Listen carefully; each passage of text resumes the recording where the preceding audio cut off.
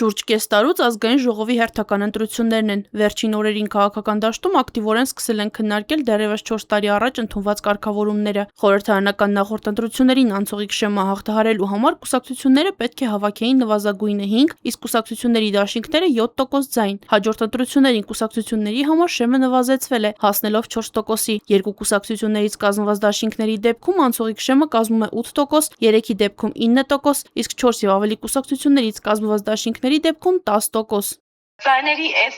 ցուցիչների նվազագույն շեմերի փոփոխությունը երկուստեք, թե դրական եւ թե բացասական հետևանքային են։ Դրական են այն տեսանկյունից, որ մի քիչ իջեցնելով մեկ ուժի համար հնարավորություն են տալիս շեմը ավելի շատ ուժերի հաղթահարելու, բացասական են այն տեսանկյունից հնարավոր է քաղաքական հաշվարկ եւ նպատակահարմարություն կա, թե որ ուժերի համար են այդ անցողիկ շեմերը փոփոխում։ Լևոն Զուրաբյանը համոզված է, փոփոխությունն արվել է քաղաքական դաշտի բևեռվածությունը մեծացնելու, ընդդեմ քաղաքացիական պայմանագրի միասնական ճակատի ձևավորումը թույլ չտալու համար։ Միակ նպատակը դա քաղաքական ուժերի կողմից հավաքված ձայների փոշիացումն է եւ թույլ չտալը, որ նրանք միավորվեն, որ առանձին բաներով կուսակցություններով գնան, ամեն մեկը մի փոքր տոկոս վերցնի, շատերը չեն էլ հաղթահարի շեմը եւ դա կգնա իշխող կուսակցության օգտին։ Քաղաքական իշխանության ներկայացուցիչները հակադարձում են։ Կարծում են, որ ընտրական օրենսգրքի այս փոփոխություններով 2026-ին ձևավորվող խորհրդարանն ավելի ժողովրդավարական կդառնա։ Երեք ուժ այս պահի դրությամբ Դոնթի Բանաձևով պատիվ ունեմ եկա, որովհետև պետք է երեք ուժ գոնե ներկայացված լիներ ազգային ժողովում, այդ իսկ պատճառով Դոնթի Բանաձևով ուղղակի իրենք չեն հաղթահարել այդ շեմը, բայց իրենք ներկայացված եղան ազգային ժողովում, այս մի տոկոսի իջեցման բարակայում ավելի մեծ շանս կունենան արդեն ոչ միայն Բանաձևով, այլ ուղղակի հաղթահարեն ու մտնեն խորհրդարան։ Դոնթի Բանաձևը համամասնական ընտրակարգի մանդատների բաշխման տարբերակներից մեկն է։ Ենթադրենք 10 պատգամավոր ունեցող օրենսդիր մարմնի ընտրությանը մասնակցած 3 քաղաքական ուժերը ստացել են 50, 42 եւ 19,000 ձայներ։ Դոնթի մեթոդով նրանք կստանան համապատասխանաբար 5, 4 եւ 1 տեղեր։ Ուղիղ մեկ ամիս առաջ Արման Թաթոյանի առաջնորդած միասնության թևերն ու Շահեն Հարությունյանի ղեկավարած Շանթ դաշինքը հայտարարեցին համագործակցության մասին։ Հարությունյանը նշում է, ընտրական օրենսգրքի նոր կարգավորումները հաշվի առնելով են որոշել դաշինք կազմել։ Քաղաքական այդ համագործակցության հիմքում էլ բնականաբար բոլոր այս հարցերը դրված են եղել, քննարկվել են եւ մենք այստեղ խնդիր չենք տեսել։ Չնայած նրան, որ ուժերը խնդիր չեն տեսել, սակայն կարծում են, քաղաքական մեծամասնության կատարած այս փոփոխությունների նպատակը քաղաքական դաշտի բաժանումը, մասնատվածությունը խորացնելն է։ 21 թվականի ընտրությունները դրա մասին էին, թե մոտ 25 թե 26 ուժ մասնակցեց, բայց պարլամենտ անցան 3 ուժեր, ընդհանրապես 2 ուժեր անցան, երրորդ ուժը ուղղակի օրենքի իրավական ուժով անցավ, որպես երրորդ ուժ լինելու հանգամանքով էլ այսպես պայմանավորված 26 ընտրությունները նմանատիպ սցենար են նախատեսում, որը արդեն կբերի ձայների փոշիացման,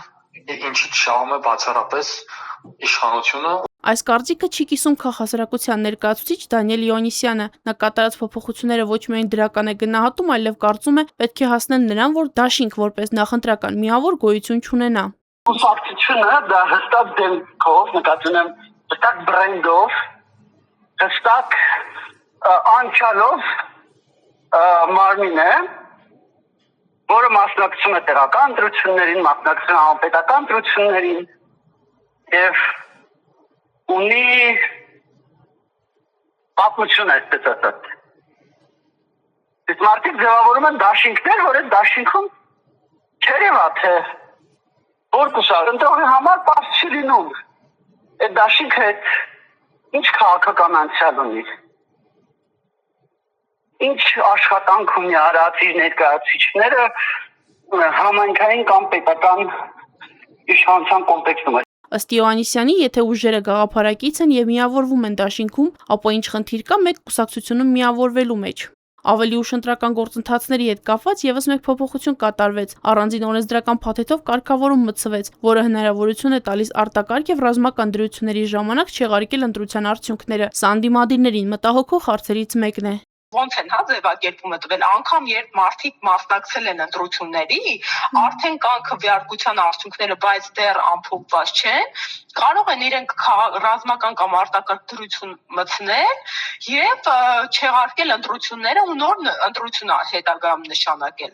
Սա լրջագույն մտահոգության տեղիք է տալիս, որովհետեւ ակնհայտ է, չէ, որ քաղաքական իշխանությունը իր համար գործիքակազմ է տվել, եթե հնդածս կանխատեսելի լինի, որ իր վիճակը վատ է եւ արդյունքները ոչ ի օգուտ իրեն են լինելու, ինքը հնարավոր իրավական գործիքակազմ ունի այդ ընտրությունները չեղարկելու։ Իշխանությունը արդեն ցուցադրել է իր պատրաստակամությունը խախտել ցանկացած օրենք եւ խախտել սահմանադրություն։ Այդ անգամ կարևորել չի այդ օրենքի արտահայտությունը, իրենք կարող են ուղղակի կենտրոնական ընտրական հանձնաժողովի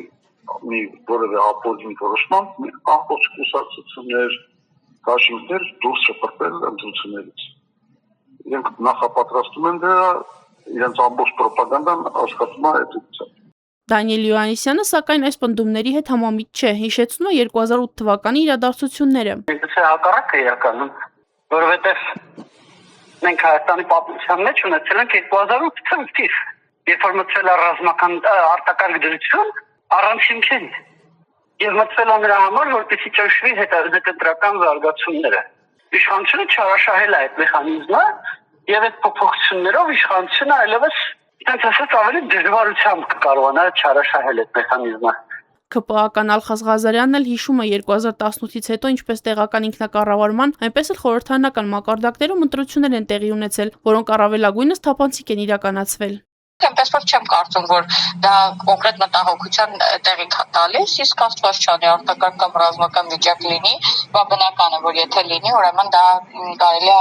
այդ պահին կասեցնել ուղղակի ընտրությունը նորմալ է։ Հիմնական հարցը բաց է մնում, արդյոք այս նորամուծությունները կծառայեն իրենց հռչակված նպատակին, խորացնելով ժողովրդավարական գործընթացները, թե կդառնան քաղաքական մրցակցությունը սահմանափակող լծակ։ Այս օրենսդրական փոփոխությունների իրական ազդեցությունը վերջնականապես պարզ կդառնա միայն առաջիկա համապետական ընտրությունների արդյունքներով։